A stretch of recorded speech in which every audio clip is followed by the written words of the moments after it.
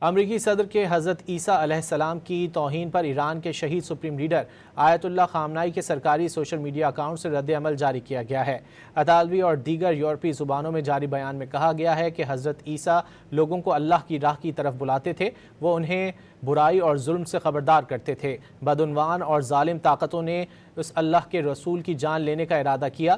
وہ لوگ جو خود نفسانی خواہشات کے پجاری اور جنگ کے بھڑکانے والے تھے، وہ دین، پیغمبر اور اللہ کی راہ پر چلنے والوں کو برداشت نہیں کر سکتے تھے۔ امریکی صدر کے حضرت عیسیٰ علیہ السلام کی توہین پر ایران کے شہید سپریم لیڈر آیت اللہ خامنائی کے سرکاری سوشل میڈیا اکاؤنٹ سے رد عمل جاری کیا گیا ہے۔